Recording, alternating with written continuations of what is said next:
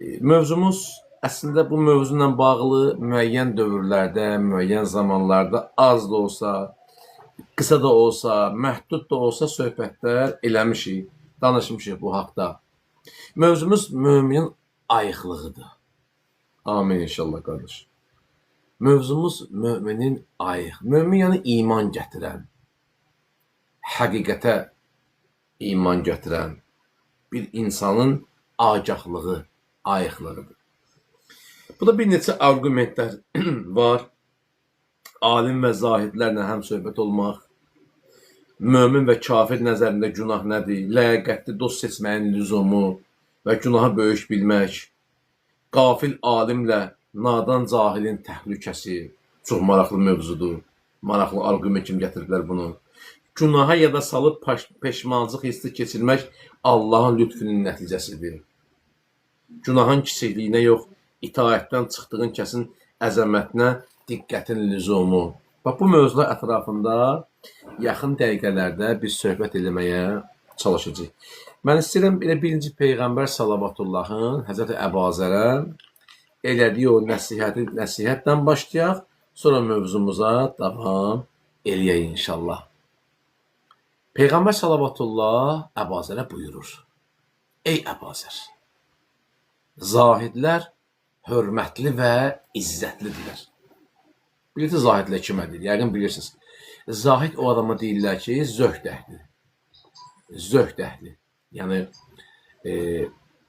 təşəkkür Camal qardaş, minnətdaram sizə, var olasınız. Zahid o adama deyirlər ki, zöhd əhli. Yəni, bu adam əldən bir şey çıxanda təəssüflənmir, bir şey əldə edəndə sevinmir. Buna deyirlər zöhd əhli. Peyğəmbər indi Əbazərə buyurur: Ey Əbazər, zahidlər hörmətli və izzətlidirlər. Alim və rəhbərlər isə başçıdır. Yəni, alim bir cəmiyyətin aparıcı qüvvəsidir. İnsanlar bir alimə baxarlar, ya haqqı müəyyən eləyərlər, ya haqqı bəyan eləyərlər. İnsanlar da, belə deyək, onun arxasında getməklə haqqı tapar. Və yaxud da ola bilər ki, bir alimdir, insanları yoldan azdıra bilər. Bu cür ola bilər. Yəni, elmli olmaq, ləyaqətli olmaq demək deyil. Bəlkə də bizim yaxşı anlamadığımız, istənirəm sözüm də kobud çıxsın, əstağfurullah, bəlkə də bizim səhv başa düşdüyümüz bir şüar mı deyim, bir meyar mı deyim var. Biz elə bilirik ki, elmli insan ləyaqətli insandır. Yox, şeytan da elmli idi. Yəni, savadlı olmaq, yaxşı oxumaq, yaxşı insan olmaq demək deyil. Bu məsələyə çox diqqət edin, çünki dərsimizdə bu məsələyə biz toxunacaq. Mömin öz günahını böyük bir qayaya oxşadır və qorxur ki, onun üstünə açsın. Kafir isə günahının burnunun üstündən uçub keçən bir milçəyə bənzədir. Peyğəmbər Əbazərə nəsihət edir. Mömin öz günahını böyük bir qayaya oxşadır. Bəzən biz təəssüf xırda günahlara qədər böyük saymırıq. O görürsünüz, yaralar var, bəzi infeksiyon yaralar var. Nə deyirlər ona bizim səhiyyə dilində? Yoluxucu. Yoluxucu. Mesela sıradan bir şey da qrip və ya sıradan bir qaşınma, üzdən bir yara çıxır, deyirlər əl dəymə. Qaşısan, onun suyu üzə yayılar, əlavə sızanaqlara gətirib çıxardır. Önəmsəmirsən da, elə ki, nə olacaq, bir dənə xırda bir şeydir da. Bəzən biz nə qədər belə xırda yaralar var ki, onlar böyük bir insanı hətta öldürüblər. Hətta insanı öldürmə hətta gətirib çıxardıblar. Mənəvi aləmdə də bu cürdür. Günaha kiçik saysan, gəlib bir hətta yavaş-yavaş yığılacaq o məhkruh əməllər. Bir də baxacaqsan, günahın içində itib batıb qalmısan. Ona görə bu mövzunu elə biz də Peyğəmbər Salavatullahın Əbazərə nəsihətindən götürüb 5 kontekstdə böldük. Yəni nə? Alim və zahidlərlə həmsöhbət olmaq, mömin və kafir nəzərində günah. Bu da deyərdim, mühitin çox böyük rolu var. Çox böyük rolu var, mühitin çox böyük rolu var. İnsan oturub durduğu şəxslər onun mənəviyyatını güclüsün. Bir var, insan sıradan bir adamla oturub dura. Günü boş-boşuna keçər. Bəlkə də həyatda mənə sual versələr ki, qorxduğunuz, nə bilim, 3 şey sayın, 5 şey sayın. Mən deyərdim ki, onun içərisində bax bu söz mütləq yer tutar. Oturub durduğum şəxslərin həyat tərzi. Bəlkə də bizim həyatımızda nə qədər belə insanlar var, sıradan adamlar var. Belə qoca oturur, söhbət edirik, nə bilim, biri damla oynayır, biri qəlyan çəkir, məsələn, biri başqa işdən məşğuldur, çay içirlər, telefonla oynayırlar. Biz bilsək ki, onlarla bizim ünsiyyətimiz nə qədər təhlükəlidir. Təhlükə nə baxımdan? Yəni, nə badə sən bir adamla oturub söhbət eləyəsən, boş-boş danışasın. Bax, hələ də cəmiyyət bu şeyin tam fərqinə varmayıb. Mən gördüyüm statistika budur. Gördüyüm daha doğrusu müşahidələrimi deyirəm.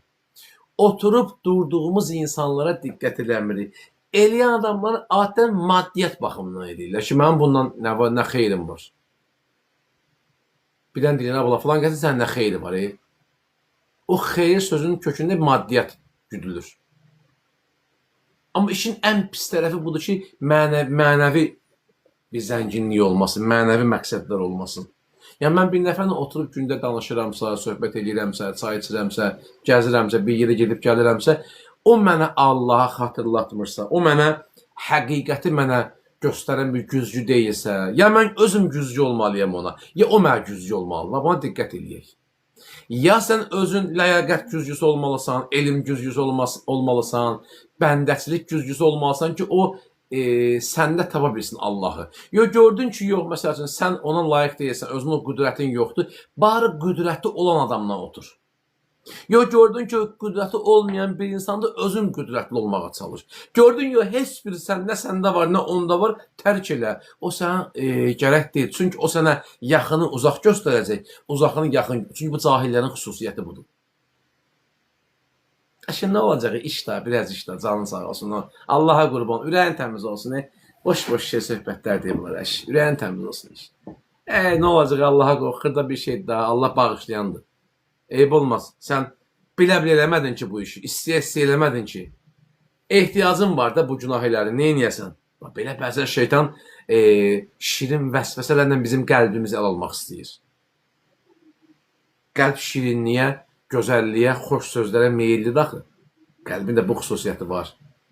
Ürək asan sözlərə ehtiyatlı olmaq lazımdır. Nəfs bunu həməncə, maqnit kimi onu cəlb edir. Ürəyə yaxmaq istəyir, malalamaq istəyir. İcazə verməyək. Qəlb divarını elə bir bəzəyək, qəlb divarını elə örtək ki, onun malası, palçığı düşmə. O bəzi divarlar var, görsən, kraskalayırsan, qalmır, rəng qalmır, düşür. Ya divarın tərkibindən mi deyim, yoxsa nəsə bir element var ki, o götürə bilmir, o rəngi götürmür, rəng düşür, rəng qalmır üstündə.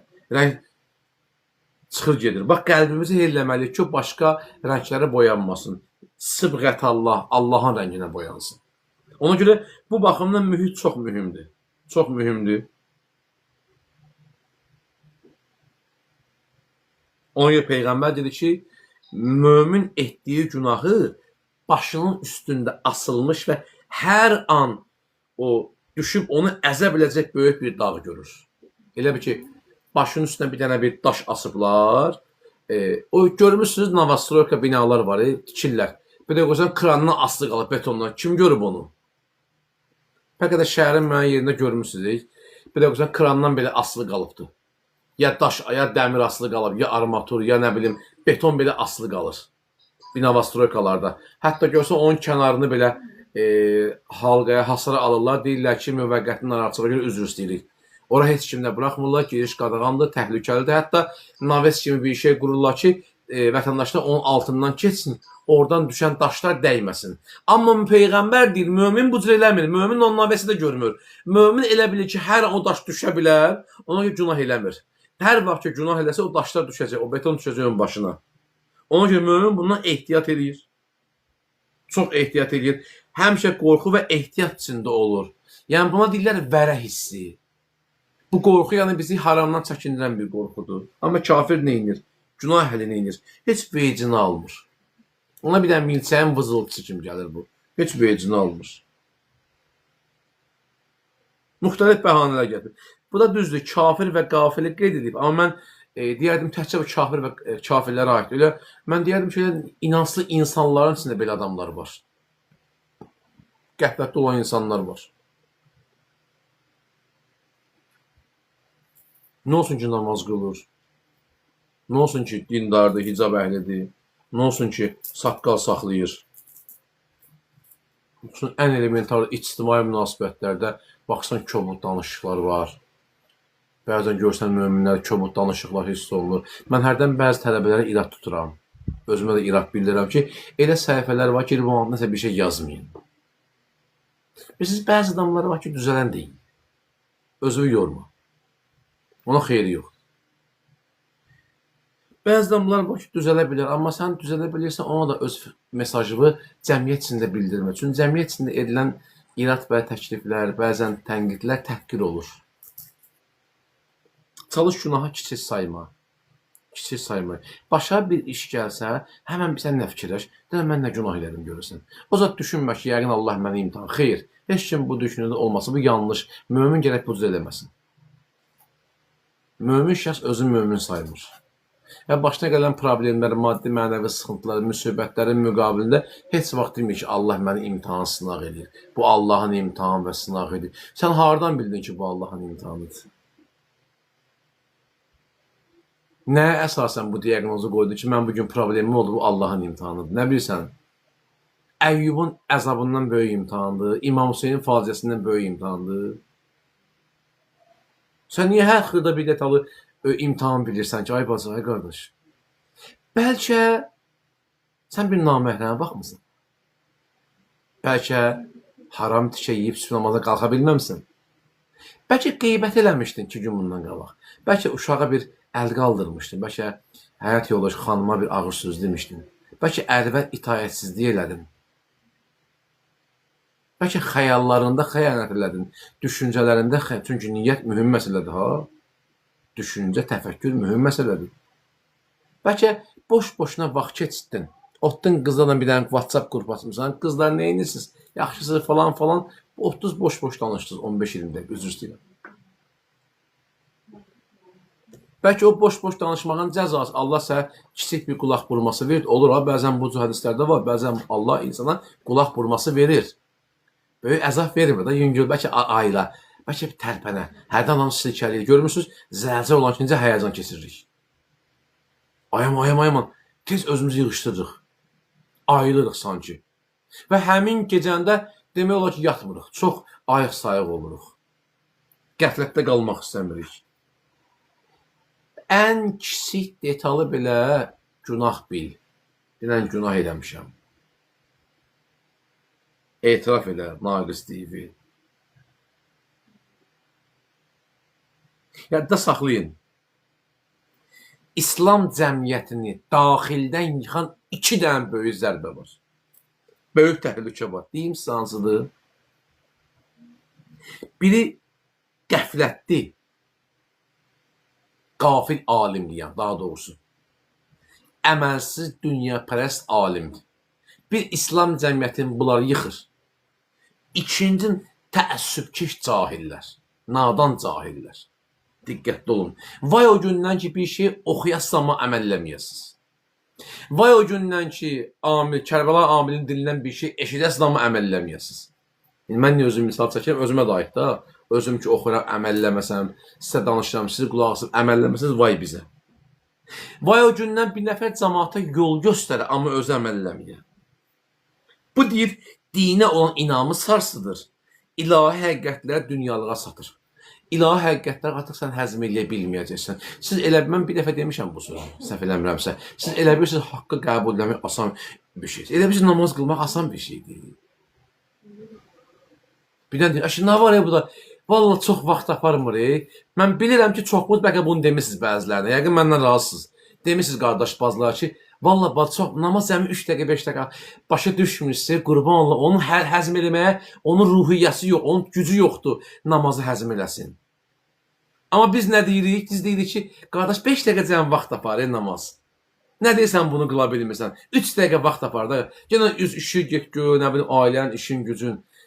Başa düşmürük, qurban olan, başa düşmək istəmirik ki, bizim o 3 dəqiqə dediyimiz 5 dəqiqə namaz ki var ha, adam onu həzm eləyə bilmir. Adamın o həqiqəti qəbul eləmək gücü yoxdur. Ruhiyyəsi çöküb onun. Mənəviyyatı onun çökübdür, onu qəbul eləyə bilmir. Adını başqa şey qoyur. Qılacam. İşim düzəlsin alınacaq, fikrimdə var, nə bilim işimlə düz gəlmir, vaxtım olmur. Bunlar bəhanədir. Siz başa düşün ki, əzizim, onu qəbul eləmək onun gücü yoxdur. Onun o performansı yoxdur. Onun o motivasiyası yoxdur. O işə adaptasiya ola bilmir. O yükü qaldıra bilmir. Mömin sübh namazında o 250-350 qramlıq ədyalı qaldırıb namaza qalxa bilmir. Sən bir cahilə namazdan danışırsan? Bəzən bu kriteriyaları nəzərə almaq lazımdır. Sən dindar namaz qılan ki var, ədyalı qaldırıb üzürsən, sübhə qalxa bilmir. Ay Allah, bu dəqiqə, indi hava xoşdur, indi hava istidir, çox adam yata bilmir onsuz da. O ki, qışın soyuğu olur ha, yerindən qalxmaq istəmirlər ha. Bir də baxırlar ki, bu namaz qəza gedir. Vay vay vay, yatdım qaldım, necə yorğun idim, necə işdən gec gəldim, ay Allah, necə ağrıyırdım. Yalan deyirsən, qurban olum. Sən qalxmışdın, dedim 5 dəqiqə duracam. Bu məsələlər varkən biz kiməsə deyə bilmirik ki, namaz niyə qılmırsan, hicab niyə bağlamırsan, nədir hicab belə, qurban olum, o gözəlliyi həzm, elə bir gözəlliyi hamı qazana bilir. Bəli, hamı gözəlliyə can atır. Amma hicabın, namazın, həqiqətin gözəlliyi cəfa tələb eləyir. Siz kosmetik salonlarla ölçməyin, bərbərxanalarla ölçməyin, toy geyiminlə ölçməyin, piknik geyiminlə ölçməyin, komfort maşınla ölçməyin. Gözəllik bu deyil. Gözəllik cəfa tələb eləyən prosesdir. Bunlar o cəfaya hazır deyil. Bunlar o cəfanı həzm eləyə bilmirlər ki, o cəfadan keçib ibadətdən məşğul olsunlar. Mən bilmirəm, fikrimi çatdıra bilirəm, yoxsa yox. Məsələ budur.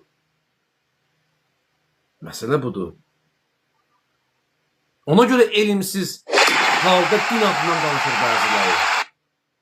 Ona görə bir dəstə insan elmsiz olduğu halda, dindən məlumatı olmadığı halda, kiməcə bir sözü qutaranda qabağa düşmək istəyir, reklam olunmaq istəyir, trendə qoşulmaq istəyir, cəmiyyətdə sayılmaq istəyir, dindən söz danışacaqdır. Bunlardan təəssübkeş cahilin xüsusiyyətləridir bu. Açın gözü, yaxşı-yaxşı baxın. Yaxşı-yaxşı bu adamları tanımağa çalışın. Sən durmursan buna dindən danışsan. Buna ispat eləmə, qardaş. O qəbul eləməyəcəkdir. Danışma bu adamla. Mömin sən, cahil sən nuruva aparacaqdır. Adam təəssübkeşdir. Səndən qabaq 100 nəfər buna deyibdir falan işimi eləməyibdir. Bundan da pisi bilirsən kimdir? Dediyim kimi, elmi olub əməl eləməyən alim. Elmi olub əməl eləməyən alim. Gözəl danışacaq. Təravətli danışacaq ki, çox super danışacaqdır. Hətta danışıqlarında arxa fonda musiqilər də verəcəklər. Gözəl nitq qabiliyyətli ola bilər. Amma sən tanısan, bilsən, deyərsən, vay, vay, vay, vay, vay, gör biz kimdən öyrənirik? Bədbəxtçilik budur ha. Adam biləmmi özü əməl eləməyə. Özü əməl eləməyə. Çıxan minbərdə ailə dəyərlərindən danışır, evində amma xanımına hörmət eləməyə. Çıxa bir dənə sosial şəbəkədə dostluqdan, yoldaşlıqdan danışır, amma kiməsə pul atıb qaçar. Məsələ budur. Diqqətli olmaq lazımdır. Cəmiyyəti daxildən yıxan bu iki, xüsusən İslam cəmiyyətini, İslam maarifini daxildən yıxan iki xüsusiyyət var, bunlardır. İki şey bunlardır.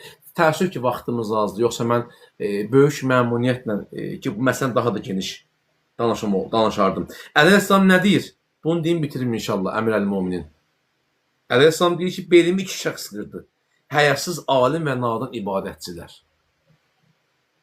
İki şey belimi qırdı. Həyasız alimlər və nadan ibadətçilər.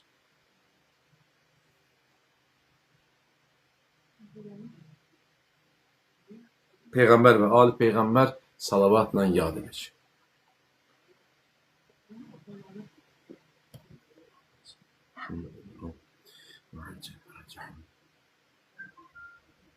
Bir dənə də məsələ var.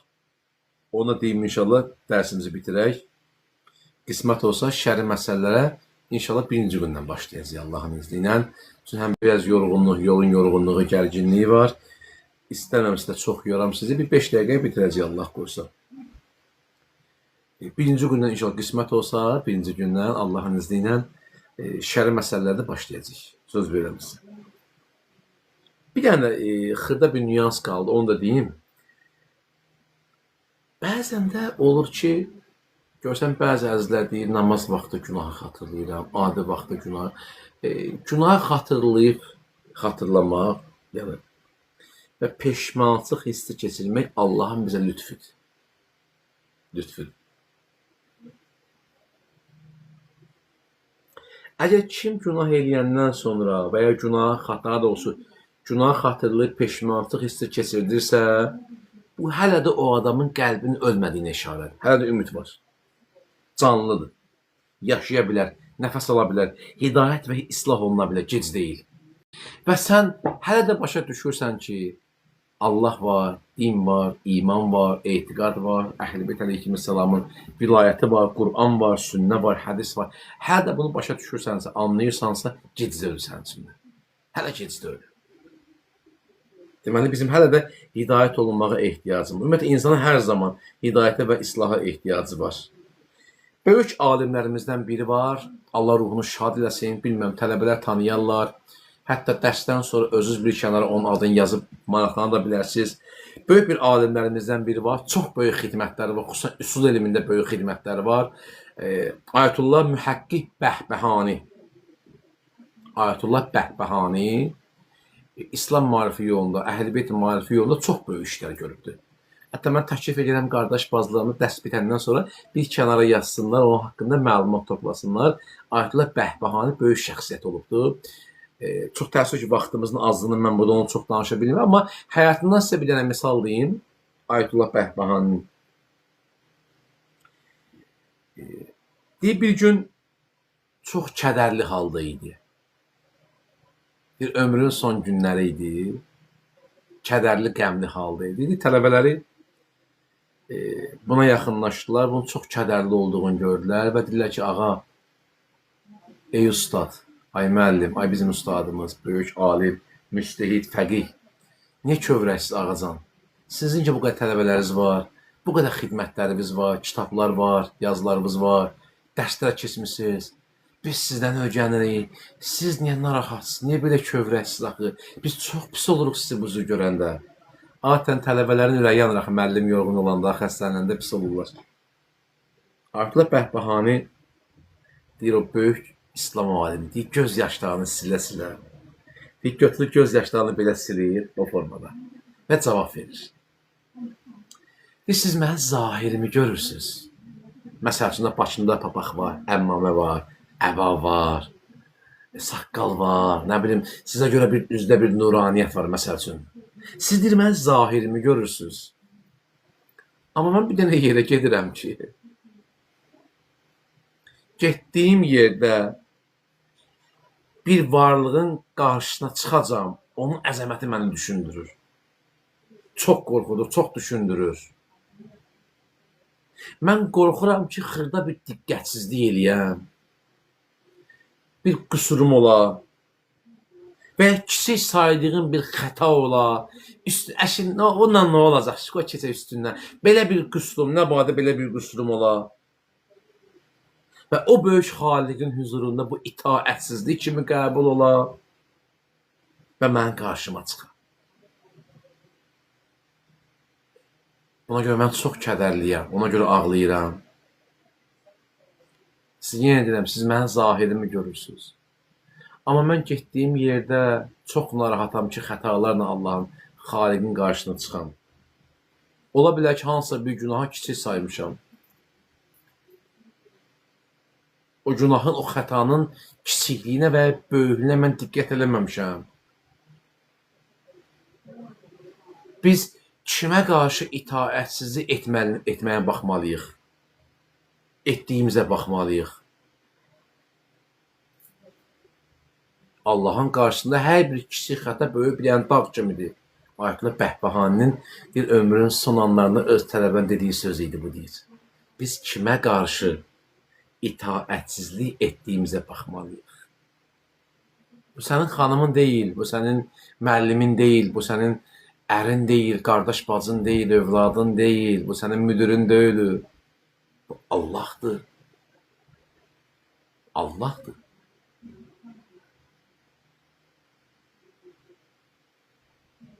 Ayətullah Bəhbəhani kimi bir nəhəng alimin qəlbinin bu düşüncələrlə titrəməsi əzizlər, mümini ayıqlığa dəvət edir əslində. Bu mövzumuz bugün bizim bu idi. Mümin ayıqlığı budur. Allahın əzəmətini, o belə deyək də, o qəlbimizdə o ilahi əzəmətin tam təcəssümünü dərk etməliyik. Mən Kərbalada olanda, bu il Kərbəyində Əleyhisselam hərəminə gələndə alimlər var, qəbirlər var da, solda, sağda böyük-böyük alimlər var. Vəsiyyətlər olub ki, ağanın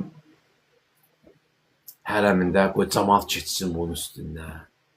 Bir dənə qəbir var. O qəbirdə ağanın qapısının ağzındadır.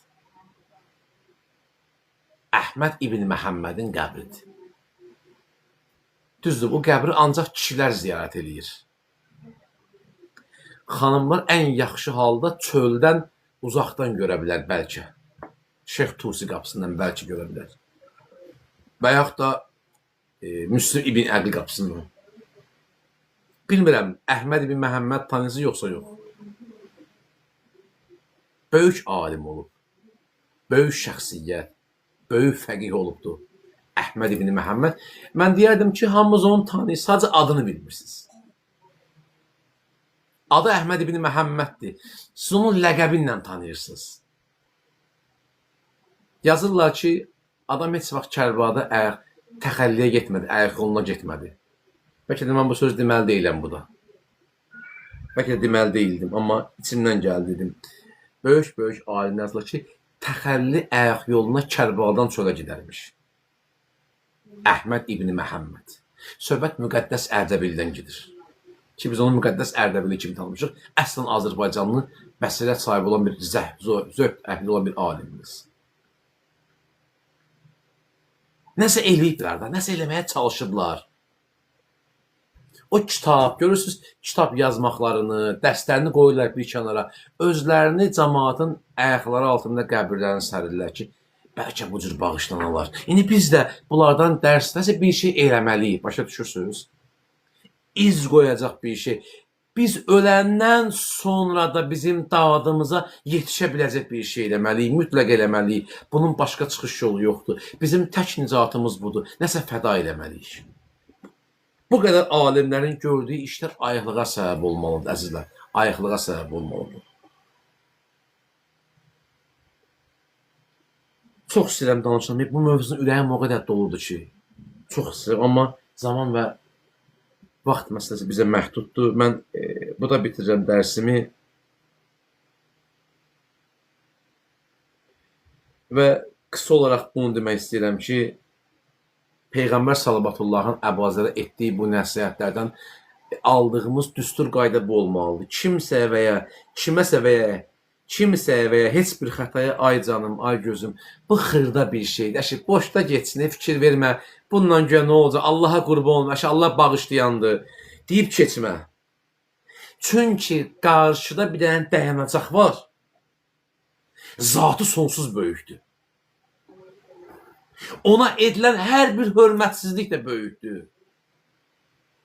Bütün dayanacaqlardan tormuz verilib keçə bilərik. Ayağını qaza basıb keçə biləcəksən bütün dayanacaqlardan. Sifə dəfə orada baxmayacaq. Amma bir dənə dayanacaq gələcək ki, orada istəsən də, istəməsən də dayanacaqsan. Bu ilahi dayanacaqdır. Bu məhşər günüdür. Bu həşr günüdür. Bu qəbir sorğu sualdır. Bu qiyamət günüdür. Qurban olaraq diqqətli olaq. Allah şahiddir, birinci özümə deyirəm, çox diqqətli olaq və bu il ərbəyində ən çox diqqət etdiyim və getdik, mənlə gedən tələbələrə də, zəvvarlara da ən çox diqqət etdiyim məsələ bu idi. Diqqətli olun, diqqətli olun, diqqətli olun. Və bu gündən zəvvar bacılarımız, qardaşlarımız zəng ediblər, sağ olsunlar. İnanın necə ağlayırdılar, necə kövrəlmişdilər. Bir söz mənə çox təsir qoydu. Dedi, Amil müəllim, mən indi başa düşürəm, siz niyə orada bizə israr edirsiniz, filan şey belə eləyin, filan şey belə eləyin. Vay olsun mənə deyir, vay olsun. Dua edirəm ki, yenə ərbəyinə gedim, o şeyi orada eləməyim, o şeyi orada düzəldim və daha da 2 qat yaxşı iş görürüm. Mən indi başa düşürəm, niyə siz ayaqlarınız qabar halda o şeyi bizə məsləhət görürdünüz ki, o şeyi eləyin, eləyin, eləyin. İndi başa düşdüm ki, siz niyə bizi Kumeylin qəbrinə apardınız. Siz bizi niyə Hürrün qəbrinə apardınız? Siz bizi niyə Müslüm balalarına əlavə apardınız? Halbuki proqramda yox idi. Ora apardınız siz bizi. İndi başa düşdük ki, Allah övliyasının qədrini biz bilmirik. Allah dostundan bərk yapışmalıyıq. Allah dostunun qədrini bilməsək biz Allahı tanıya bilməyəcəyik yaxşı. İlahi dayanacaqda heç nəyimiz olmayacaq. Heç nəyimiz olmayacaqdır. Allahın verək öz izzət cəlalına Allah bizi Peyğəmbər salavatullah onun pak əhl-i beytinin ayrı salmasın inşallah. Muhammed ve Ali Muhammed salavatla yad edək. Allahümme salli ala Muhammed ve Ali Muhammed ve accil fərəcəh. Belə, bizdən də bugün dərsimiz bu qədər əzizlər. Hər birinizdən razıyam. Allah sizlərdən razı qalsın.